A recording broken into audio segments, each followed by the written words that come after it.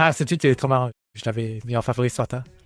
La journaliste a demandé à Albert Einstein quel était le secret de son intelligence. Quel est le secret de votre intelligence?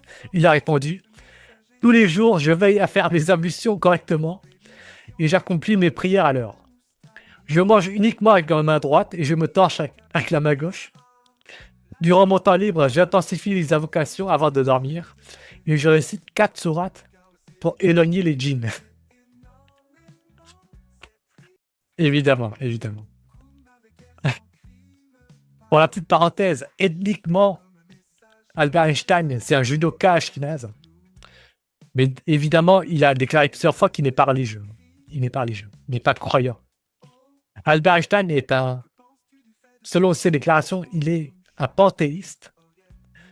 C'est-à-dire, pour lui, la définition de Dieu, c'est l'univers, c'est les lois de la physique, de la nature, quoi. La nature, c'est Dieu. Voilà. C'est un panthéiste. Ce n'est pas un théiste religieux. Voilà. Ce n'est pas un théiste avec un Dieu personnel. Et vous savez, lors de mes premières vidéos religion sur l'autre chaîne, il y avait des mecs qui, pour essayer de me contredire, me sortaient la fake news que Albert Einstein serait musulman, quoi.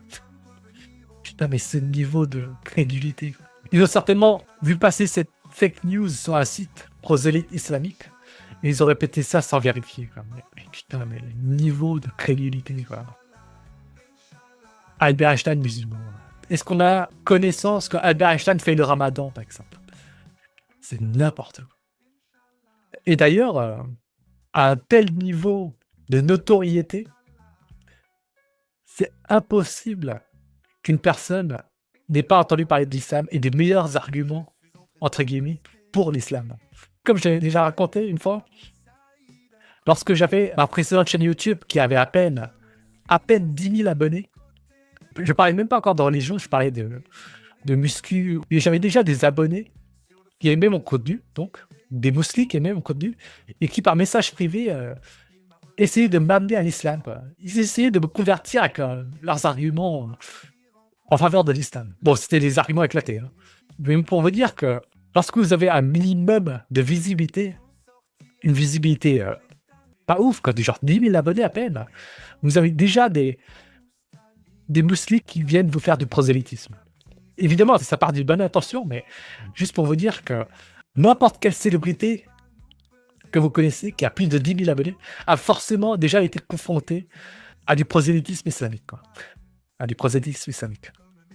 Et donc, vous pouvez être certain que Elon Musk, Taylor Swift, pas Albert Einstein puisqu'il est mort, n'importe quel intellectuel vivant à l'ère d'Internet a déjà entendu parler des miracles scientifiques du Coran, des arguments les plus des fake news pour vous convertir. Voilà. Genre, Napoléon serait musulman, des conneries de ce genre. Bref. Donc en fait, si Donald Trump, Benjamin Netanyahu, qui d'autre encore, le pape, si ces 3 personnes bien plus intelligentes que le musulman moyen n'est pas musulman, malgré le fait que, de par leur notoriété, ils ont forcément entendu parler des meilleurs arguments de l'islam. Si eux, ils ne sont pas musulmans, c'est peut-être parce que votre religion ne tient sur rien, quoi. N'est pas convaincante. Votre religion n'est pas convaincante, c'est tout. Samuel da Silva, il s'en fout que ce soit vrai. Trouve une arme par terre, il s'en sert. Allah a mis un voile devant tes cieux, cherche pas plus un djinn t'en fout. Effectivement. Ah oui, c'est un commentaire marrant que j'avais posté sur mes dernières vidéos sur l'islam. Je vais vous les montrer. Je vais les mettre à l'écran. Je suis fier de mes commentaires, ouais. Je suis fier de mes blagues. Sam Altman est une musulman. C'est un commentaire que j'ai vu épinglé. Selon vous, pourquoi Sam Altman ne se convertit pas à l'islam malgré tant de preuves historiques et scientifiques énoncées par les savants musulmans? Alors, comme j'ai dit, Sam Altman, c'est un mec qui est suivi sur les réseaux sociaux par des millions d'êtres humains. Des millions d'êtres humains. Vous pouvez être certain que lui, tous les jours, on lui envoie des arguments pro-islamiques. Je suis certain que ça lui arrive tous les jours. Il est certain que tous les jours, il y a au moins quelqu'un qui le mentionne sur les miracles scientifiques du Coran, que Napoléon était musulman ou des conneries de ce genre. C'est certain. Donc, pourquoi Sam Altman, malgré cette exposition aux meilleurs arguments pro-islam, n'est toujours pas musulman? Alors, j'ai formulé 4 hypothèses. Samadman n'est pas musulman malgré tant d'arguments si convaincants. Il n'est pas musulman parce que Allah ne lui a pas accordé sa guidée. Hypothèse B, c'est parce qu'il a été détourné par le shaitan. Hypothèse C, il veut continuer à vivre dans le haram, tout en sachant que l'islam est la vérité. Cet argument, il est tellement éclaté, quoi.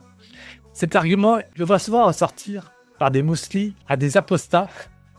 Soi-disant, les apostats arrêtent d'y croire parce qu'ils veulent vivre dans le haram. Mais c'est complètement débile, ça. Mais on peut très bien continuer à croire en l'islam tout en étant tenté par un mode de vie haram, quoi. En étant tenté par, je sais pas, par le vin, le bacon, baiser hors mariage, quoi. Mais ça ne change en rien le fait qu'on arrête d'y croire ou non. C'est tellement n'importe quoi. C'est un peu comme, est-ce qu'un drogué arrête de croire que la drogue est mauvaise parce qu'il est, on va dire, addict? Il ne peut pas s'empêcher physiquement ou psychologiquement d'arrêter de consommer. Évidemment que non. Tous les drogués savent que ce qu'ils consomment, c'est mauvais. Ils n'arrêtent pas d'y croire pour autant, quoi. Hypothèse D, les arguments pour l'islam sont éclatants. Évidemment que c'est ça, la réponse la plus rationnelle et probable. Mona Lisa a posé la question, quelle est ta réaction si un proche à toi se convertit à l'islam? Ben, ça dépend de quel proche d'abord.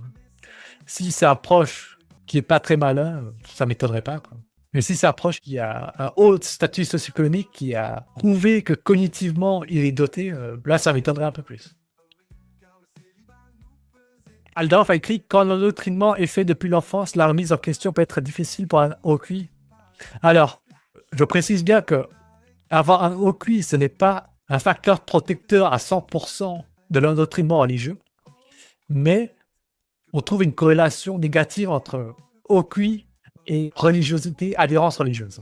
Voilà. C'est un facteur protecteur, tout simplement. C'est un facteur de probabilité protecteur. Voilà. C'est comme le fait de ne pas fumer vous protège des cancers. Mais ça ne vous protège pas à 100%. Il y a des gens qui ne fument pas, qui n'ont jamais fumé de toute leur vie et qui auront des cancers. Tout comme il y a des gens qui fument comme des pompiers et qui auront la chance de ne pas avoir de cancer. Voilà. Ce sont des facteurs de probabilité. Ça ne protège pas à 100%. Il n'y a pas de corrélation à 100%. Quoi. Baiser à un mariage, c'est pas haram si tu as des captives. Effectivement. N'importe quelle célébrité qui a plus de 10 000 abonnés reçoit forcément des arguments pro-islamiques, subit forcément le prosélytisme islamique au moins une fois par an. Voilà. Samadman qui a 1 million d'abonnés, lui, il doit recevoir des arguments pro-islam tous les jours. C'est certain. C'est certain. Pareil pour Benjamin Netanyahou, pour le pape, etc. Évidemment qu'ils connaissent les miracles scientifiques du Coran. Les faux miracles scientifiques du Coran. C'est incontournable lorsqu'on a une visibilité qui dépasse les 10 000 abonnés. C'est incontournable. Yanis, perso, je ne suis plus croyant depuis l'âge de 13 ans. Je sais très bien. Je pense que tu as un niveau d'esprit critique qui permet de te poser les bonnes questions. Voilà. Ce n'est pas à la portée de tout le monde. Voilà. Tout le monde n'est pas doté d'un même esprit critique que toi, de même capacité de réflexion que toi.